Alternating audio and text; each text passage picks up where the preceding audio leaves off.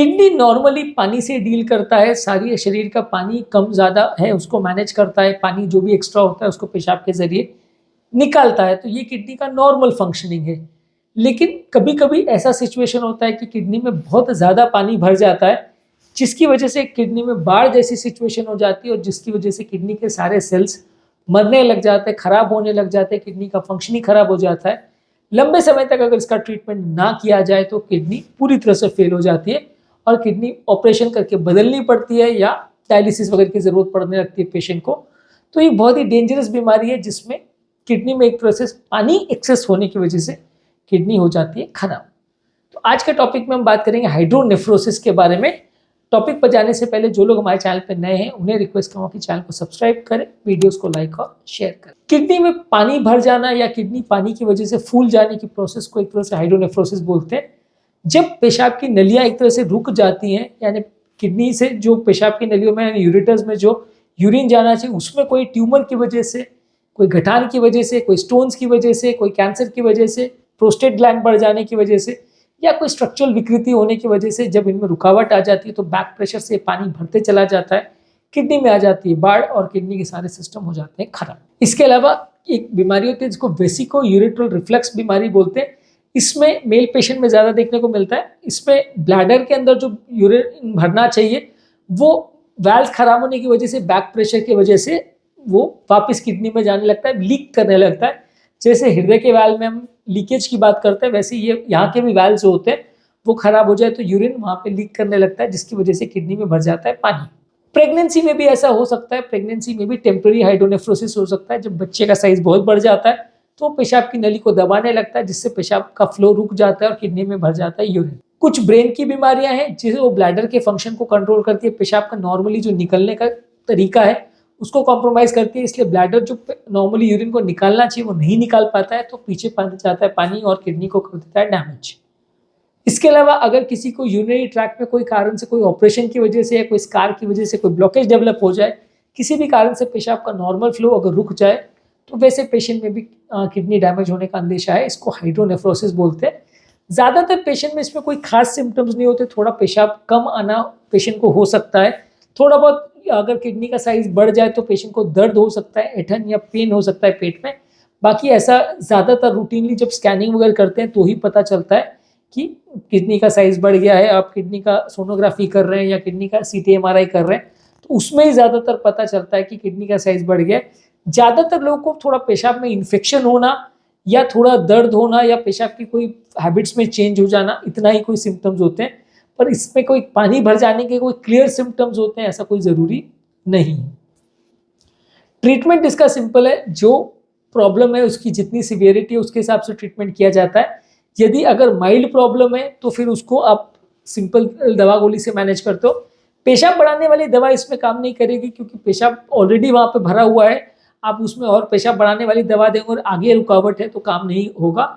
जो रुकावट है उस कारण को आपको हटाना पड़ेगा, चाहे वो ट्यूमर की वजह से, कैंसर की वजह से, पथरी की वजह से या प्रोस्टेट की वजह से हो तो उसका ऑपरेशन करना पड़ेगा। मान लीजिए पथरी का प्रॉब्लम है तो पथरी को हटाना पड़ेगा, प्रोस्टेट का प्रॉब्लम है तो उसको ऑपरेट करना पड़ेगा, कोई ट्यूमर कैंसर है तो उसको पेशाब के रास्ते से आपको हटाना पड़ेगा। इसके अलावा अगर वहाँ पे कोई इन्फेक्शन वगैरह हो गया है तो उसको पानी को वजह से अगर इन्फेक्शन हो गया, स्कारिंग हो गई है तो उसको डील करने के लिए आपको एंटीबायोटिक देना पड़ेगा। इसके अलावा अगर यूरेटर में रुकावट आ गई कोई ट्यूमर वगैरह की वजह से तो कई बार यूरेटर या पेशाब की नली में स्टेंट डाल देते हैं ताकि वो चौड़ी हो जाए या खुल जाए, तो उसमें पेशाब की नली में एक ट्यूब डाल देते हैं। जैसे हृदय की नली में स्टेंट डालते हैं वैसे पेशाब की नली में भी स्टेंट डाला जाता है, तो उससे यूरिन का फ्लो चालू हो जाता है। और इस दौरान पेशेंट की कंडीशन को मॉनिटरिंग करते हैं। अगर जैसे आपने ऑब्स्ट्रक्शन को रिलीव कर दिया, पेशाब आना अगर चालू हो गई और पेशाब का अटकना बंद हो गया तो धीरे धीरे करके जो किडनी में भरा हुआ पानी है वो भी ठीक हो जाता है। यदि लंबे समय तक किडनी में पानी का प्रॉब्लम ज़्यादा है और किडनी परमानेंटली डैमेज हो गई है तो फिर किसी भी और किडनी फेलियर की बीमारी की तरह जैसे डायलिसिस या ट्रांसप्लांटेशन पेशेंट को लगता है वैसा ही ट्रीटमेंट हाइड्रोनेफ्रोसिस में भी करना पड़ता है। ज़्यादातर इस तरह के पेशेंट्स का लॉन्ग टर्म आउटलुक इस बात पर डिपेंड करता है कि किडनी कितनी डैमेज हुई है और प्रॉब्लम कितनी सीवियर है। यदि प्रॉब्लम माइल्ड है तो पेशेंट को कोई ज़्यादा तकलीफ नहीं होगी। यदि किडनी बहुत डैमेज हो गई है तो पेशेंट को ज़्यादा दिक्कत होगी। हमारा बेसिकली पर्पज़ ये होता है कि जब पानी भरना चालू हो तो उस समय तुरंत ही जो ऑब्स्ट्रक्शन या रुकावट है उसको रिलीव कर दे, ताकि किडनी में कोई इन्फेक्शन नहीं हो और किडनी में पानी ना भरे। जितना ज़्यादा देर तक और जितना ज़्यादा पानी रहेगा उतना किडनी को परमानेंटली डैमेज करता जाएगा।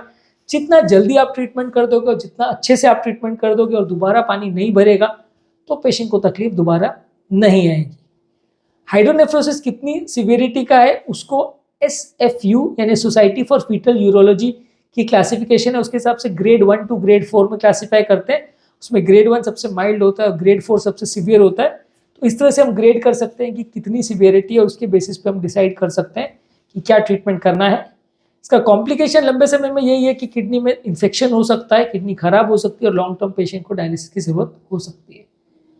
कई बार ये प्रॉब्लम जन्मजात भी हो सकती है। बच्चा जब पैदा होता है तो उसमें पेशाब की नली में कोई कारण से रुकावट या ट्यूमर वगैरह है तो इससे पेशेंट को बचपन में ही किडनी फेल हो जाए, ऐसा हो सकता है। इसलिए बच्चे की किडनी का सोनोग्राफी करके इसको पता किया जा सकता है, नहीं तो बच्चे की भी किडनी फेल हो सकती है। और कुछ पेशेंट्स में ये प्रॉब्लम बार बार भी आ सकती है। एक बार रुकावट आई, पथरी की वजह से रुक गया, फिर से आपने ट्रीटमेंट किया, फिर पथरी आ गई, तो रेगुलर चेकअप और फॉलोअप करना भी जरूरी है, क्योंकि ये प्रॉब्लम पलट के वापस भी आ सकती है। कोई भी बीमारी जिससे वजह से हुआ, चाहे वो ट्यूमर कैंसर हो, पथरी हो, यूरिटरी रिफ्लक्स हो, कोई भी प्रॉब्लम हो, वो पूरी तरह से क्योर हो जाएगी और कभी पलट के नहीं आएगी, ऐसा कोई गारंटी नहीं है। पलट के वापस आ सकती है। तो वैसे पेशेंट्स में आपको थोड़ा ध्यान रखने की ज़रूरत है और फॉलोअप मेंटेन करने की ज़रूरत है, ताकि प्रॉब्लम दोबारा नहीं हो। रेगुलर सोनोग्राफी और रेगुलर किडनी का चेकअप, यूरिन का चेकअप करने से बीमारी को आप कर सकते हैं। प्रेगनेंसी के दौरान भी कई बार हो सकता है, तो वैसे केस में जल्दी डिलीवरी कराने से, या प्रेगनेंसी के दौरान भी कभी कभी इसको मैनेज करना मुश्किल होता है। डिलीवरी भी उसकी वजह से, अगर किडनी बहुत ज़्यादा फेल होने लगे तो करना पड़ता है जल्दी डिलीवरी। पर ज़्यादातर केस में प्रेगनेंसी में टेम्पररी ही रुकावट आता है और उतना ज़्यादा दिक्कत किडनी के पेशेंट्स में उतना नहीं होता, अनलेस पेशेंट को पहले से ही किडनी का प्रॉब्लम रहा हो। तो आज के टॉपिक में किडनी में पानी भर जाने की प्रॉब्लम के बारे में बात करी, जिसको हाइड्रोनेफ्रोसिस बोलते हैं। इसमें बेसिकली किडनी के पेशाब की जो नली है उसमें कोई ट्यूमर, कैंसर, गठान की वजह से अगर कोई रुकावट आ जाए या पेशाब रिफ्लक्स होने लग जाए तो प्रॉब्लम आती है। लंबे समय तक अगर ये रहे तो इसमें किडनी फेल हो सकती है। सिम्टम्स ज़्यादा नहीं होते, सोनोग्राफी करने पर डिटेक्ट होता है और जब दिखता है तो आपको रुकावट को हटाना पड़ता है, यूरिन का फ्लो एस्टैब्लिश करना पड़ता है और अगर कोई इन्फेक्शन वगैरह है तो उसको ट्रीट करना पड़ता है, जिससे कि प्रॉब्लम ना हो। रेगुलर फॉलोअप मेंटेन करना पड़ता है ताकि दोबारा प्रॉब्लम अगर हो तो उसे जल्दी डिटेक्ट कर सकें। उम्मीद करूँगा आज किडनी के पानी भरने की प्रॉब्लम यानी हाइड्रोनेफ्रोसिस के बारे में कुछ जानने और सीखने आपको मिला होगा। एक नई बीमारी के बारे में जानने और समझने का मौका आपको मिला होगा। जो लोग हमारे चैनल पर नए हैं, टॉपिक एंड करने से पहले उन्हें रिक्वेस्ट करूँगा कि चैनल को सब्सक्राइब करें, वीडियो को लाइक और शेयर करें, ताकि ये ज़्यादा से ज़्यादा लोगों तक पहुँच पाए और बीमारी के बारे में एक बेसिक अंडरस्टैंडिंग उनको मिल सके। Thank you.